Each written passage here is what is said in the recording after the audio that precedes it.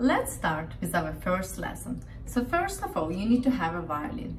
You need to have chin rest, and what is very important, you need to have shoulder rest. Shoulder rest is needed to fill up the space that we have between our chin and our shoulders. So basically, if I remove the shoulder rest, so then this space is basically left and we cannot do anything with it. So what's happening with your back and with your posture? Your backbone is getting the wrong position. So instead of standing straight and have a nice posture, you're gonna have this tendency to actually to bend a little bit, and it's not really good for your health. So in the future, when you're playing the violin, you will feel very big tense. So that's why you need to have a shoulder rest to ensure that it is very comfortable for you to hold the violin. On top of that, when you setting up your shoulder rest, make sure that the more thick part, more wide part goes on your shoulder, and more narrow part goes a little bit lower on your chest. So also you can adjust different positions. So don't feel pressurized or don't feel stressed if you cannot straight away find correct position for the shoulder rest. It's not an easy task, and it's gonna take some time for you to find the position in which you feel comfortable. So make sure that you try different positions. There's no wrong or right answer for this. So for example, I know that my shoulder rest is in comfortable position when I have 2 centimeters on my shoulder part, and kind of 2.5/3 centimeters for my more narrow part. So that's the position when I feel comfortable. So also when you find the position, make sure that you memorize the distance from your violin to your shoulder rest, so to make sure that you can actually feel comfortable and you can find the same position next time when you hold the violin. Okay, so when it's done, hold your violin somewhere here on the neck, and try to use your right hand at the beginning to help yourself. So I suggest you hold it here and just help yourself to place violin comfortably on your shoulder. Make sure that it's very comfortable. When you've done that and you feel comfortable, it's all like really nice and comfy, and you feel like you're ready to move forward.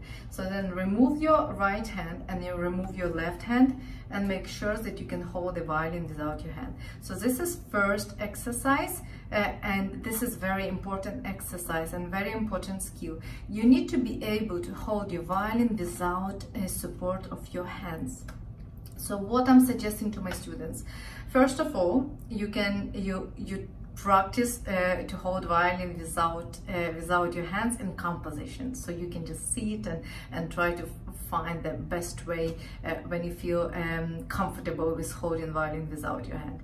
Afterwards, try to speak the way I do it right now. So it is very important, because if you can talk while you're holding the violin, it means that there's no extra pressure on your lower jaw, and it means that you don't have extra tenseness in your neck and in your back. It is very important, because if you have the tense, if your muscles are not relaxed while you're holding the violin, it means that you're gonna get pain.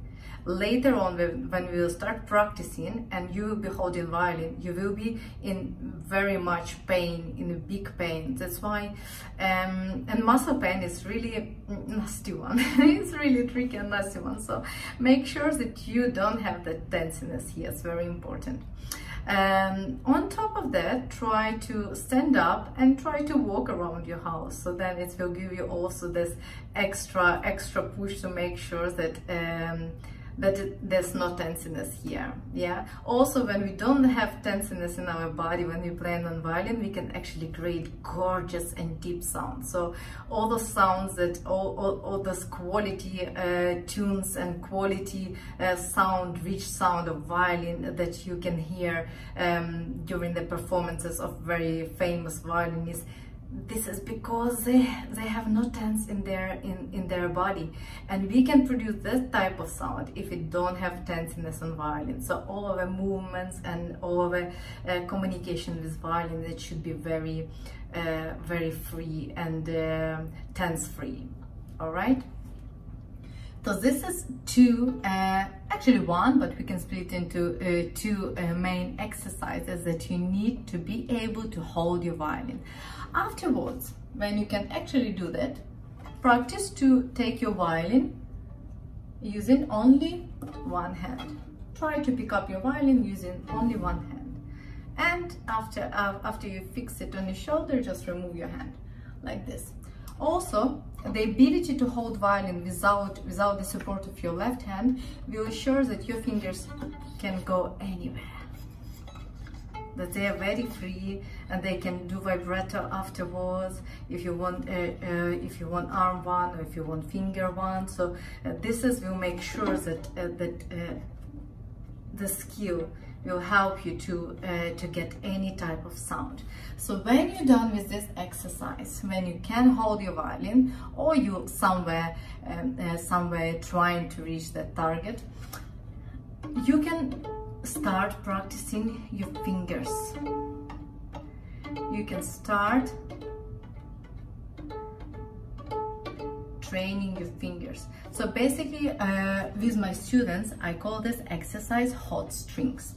So when you hold the violin and your fingers should be like this position, you see they're a little bit spread, they're not together, they're not too wide. What's helping us to organize our hand and our fingers on violin? If you put first finger, so first of all, point finger somewhere at the beginning here of the violin, yeah, so it's kind of touching. So you press your first finger by first finger, second string by second finger, third string by third finger, and our G string by your fourth finger. So that's the position you need to have after you remove them, and your fingers have kind of perfect position. Why do you need this position? Because it will help us to press correct notes. So after you fix this position, then you can do an exercise that I'm calling hot strings. So it's students, they feel very overwhelmed with this exercise, and it's very useful one.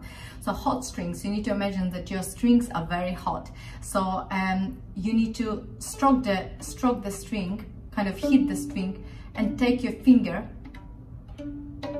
straight away off the string.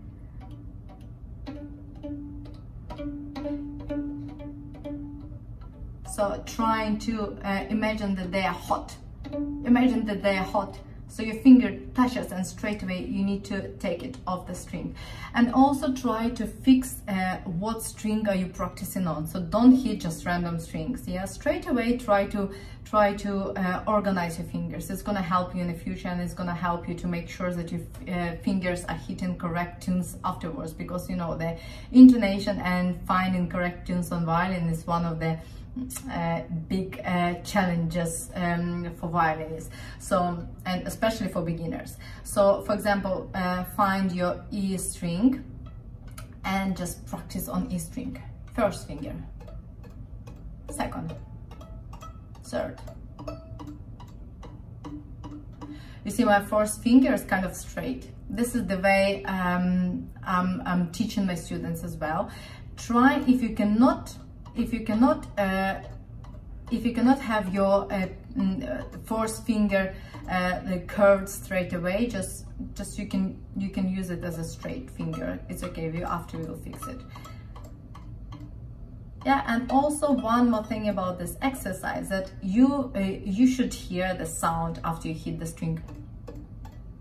If you hear the sound, it means that your fingers are hitting it correct. There's some energy.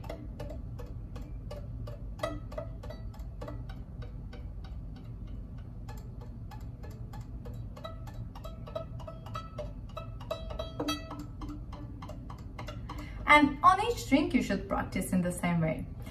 All right, I hope that I didn't overload you with my information, and I hope that you will challenge yourself and actually sign up for this course, because I promise you, if you follow me, your results will be good.